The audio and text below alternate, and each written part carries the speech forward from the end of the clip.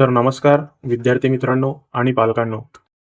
तुम्हा सर्वांचं स्वागत आहे तुमच्याच लाडक्या यूट्यूब चॅनलमध्ये, ज्याचं नाव आहे श्री कोचिंग क्लासेस.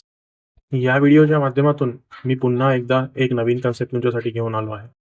शासनाकडून शिक्षण क्षेत्रामध्ये राबवण्यात येणारी एक महत्त्वाची मोहीम, ज्याचं नाव आहे RTE म्हणजेच राईट टू एज्युकेशन.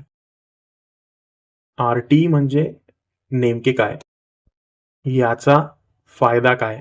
यामधून शासन सर्वसामान्य आणि गरजू विद्यार्थ्यांना नेमकी कोणती सुविधा देते?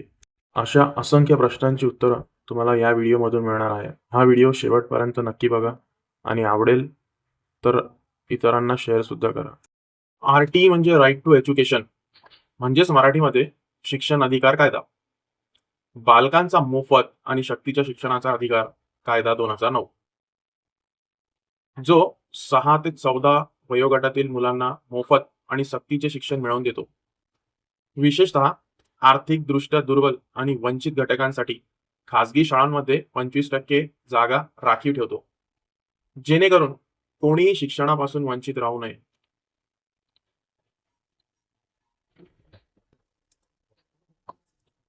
यातून नेमकं त्यांना सांगायचं असं आहे, की शाळा कोणतीही असो, खासगी शाळा म्हणजे ज्या शाळांमध्ये अ, जास्त फीज असते किंवा शासकीय शाळांपेक्षा जास्त त्यांचा फीजचं आकारमान असतं.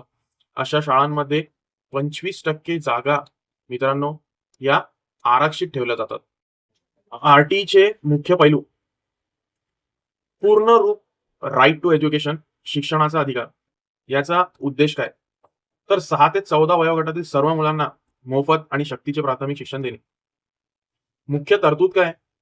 खासगी शाळांमध्ये आर्थिकदृष्ट्या दुर्बल घटकांसाठी 25% जागा राखीव ठेवणे. मग हायलाइट केलेल्या मुद्द्यांचा विषय असा आहे, की 6 ते 14 वयोगटातील मुले आणि मुली दोघी याच्यामध्ये येतात. तर नेमकं 6 ते 14 वयोगट म्हणजे कोणत्या क्लासेसच्या मुलं आणि मुलींची गोष्ट झाली? तर इथे चालली आहे पहिली ते फर्स्ट पासून तर 8th पर्यंत, 8वी पर्यंत, पहिली ते 8वीच्या मोफत शिक्षणाची इथे तरतूद या RTचे अष्टपैलू आहे. तर उद्देश सगळ्यांना कळला असेल, की प्राथमिक शिक्षण कसे झाले पाहिजे? सक्तीचे झाले पाहिजे. सक्तीचे म्हणजे कंपल्सरी झाले पाहिजे. तर खाजगी शाळांमध्ये 25% जागा आरक्षित ठेवल्या जातील या सर्वांसाठी. याचा फायदा काय आहे? तर गरीब आणि वंचित कुटुंबातील मुलांना चांगल्या शाळेत मोफत प्रवेश मिळतो. आता मोफत म्हणजे नेमका मोफत कसा? तर ही एक मोठी प्रक्रिया आहे, ज्यामध्ये आपल्याला ऑनलाईन पद्धतीने एक अर्ज करावा लागेल. तर त्याबद्दल आपण डिटेलमध्ये नंतर जाणून घेऊया. पण पहिल्यांदा सर्वात आधी महत्त्वाची गोष्ट जाणून घ्या, की याचा खूप मोठा फायदा आहे. फायदा असा आहे, की मुलांना तुमच्या मोफत प्रवेश मिळणार आहे. मोफत, अगदी मोफत. तर कायदा काय आहे याचा? नेमका कायदा काय? हा कायदा 2009 मध्ये लागू झाला. ओके.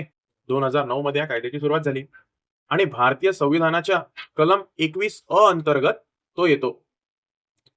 आता थोडक्यात RT म्हणजे प्रत्येक मुलाला विशेषतः गरीब मुलांना लक्षात ठेवा, शिक्षणाचा हक्क मिळावा यासाठी सरकारने आणलेला एक महत्त्वाचा कायदा आहे, ज्यामुळे त्यांना खासगी शाळांमध्येही प्रवेश मिळू शकतो.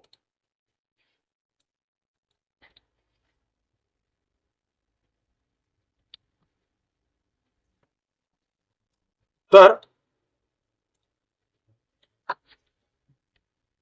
2026-27 शैक्षणिक वर्षासाठी, या अकॅडमिक इयरसाठी, म्हणजे आता येणारा जो मार्च अकॅडमिक इयर आहे किंवा नवीन वर्ष जे सुरू होणार आहे 2026-27 शैक्षणिक वर्ष. तर या वर्षामध्ये ही जी RTची प्रवेश प्रक्रिया आहे, त्याच्या तारखा काय आहेत? या अद्याप अधिकृतपणे जाहीर झालेल्या आहेत. इथे नाहीत म्हणलेलं आहे, परंतु आता जाहीर झालेल्या आहेत.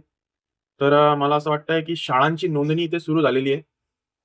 शाळांची नोंदणी सुरू झाली आहे म्हणजे शाळांना नेमका आपली पटसंख्या दाखवायची आहे, किती जागा अवेलेबल आहे वगैरे, वगैरे त्या बाबतीतल्या शाळांना आता नोटीस मिळालेलं आहे RT बद्दलचं.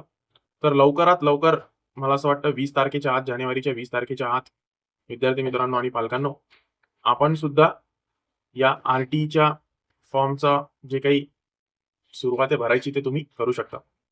तर प्रवेश प्रक्रियेच्या तारखा सामान्यतः अर्ज सुरू होण्याच्या काही काळ आधी म्हणजेच जानेवारी 2026च्या आसपास जाहीर होण्याची अपेक्षा असते. तर मुलांनो 8 जानेवारी विद्यार्थी मित्रांनो 8 जानेवारी पासून ही प्रक्रिया शाळांसाठी सुरू झालेली आहे आणि विद्यार्थ्यांसाठीची जी काही ऑनलाईन अर्ज करण्याची जी प्रक्रिया आहे ती लवकरात लवकर सुरू होण्याची शक्यता आहे. साइटवर अपडेटेड राहावे त्यासाठी. तर मागील वर्षाच्या प्रक्रियेनुसारची अपेक्षित माहिती जी आहे, ती माहिती अशी आहे की अ, सामान्यतः जानेवारी किंवा फेब्रुवारी महिन्यात ऑनलाईन अर्ज ॲप्लिकेशन भरणे सुरू होते. ओके. त्यानंतर अर्ज कुठे भरावा? ओके. तर अर्ज भरावा शिक्षण विभागाच्या अधिकृत संकेतस्थळावर आणि संकेतस्थळ म्हणजे वेबसाईट. तर ती ऑफिशियल वेबसाईट जी आहे, ती अशी आहे विद्यार्थी मित्रांनो student.maharashtra.gov.in. इथे जाऊन तुम्हाला ऑनलाईन पद्धतीने ती जी काही ॲप्लिकेशन आहे ते करावं लागेल. लॉटरी